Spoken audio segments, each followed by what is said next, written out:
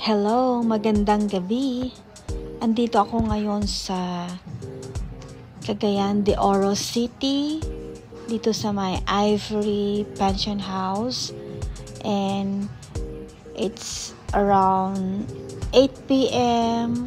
Tatry po nating maglakad-lakad mag-isa patungo sa SM Cagayan de Oro City.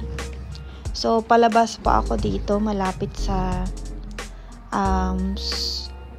penthouse na tinuluyan namin for just an overnight stay.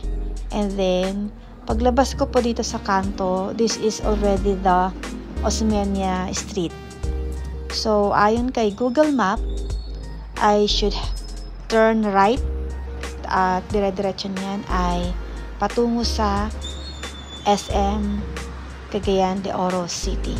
So, samahan niyo ako guys na maglakad-lakad and explore ang streets ng CDO. So, it's kind of exciting kasi first time ko dito at feeling ko mukhang safe naman. Kaya maglakad-lakad muna tayo and shout out sa aking friend na si Catlea na may YouTube channel na Queen Cat, kasi habang naglalakad-lakad ako ngayong gabi ay parang medyo familiar na ng very light ang mga buildings and yung street na ito sa akin kasi napapanood ko lagi ang Cagayan de Oro City sa kanyang channel. So, come on guys, medyo tahimik na ang gabi. Masyadong maagang uwian yata ang mga tao dito. Unlike sa Manila, no, very busy lagi ang streets, even during at night. And ayan, come on, let's go!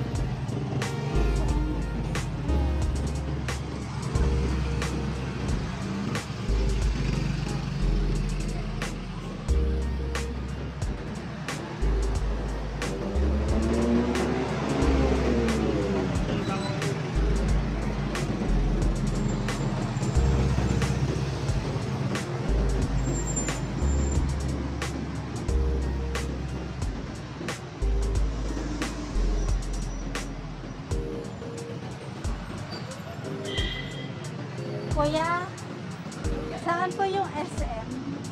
Ma'am? SM. Ma'am? Oo. Ano ma'am? Diretso po. Oo ma'am. Malapit na kuya. Malapit na ma'am.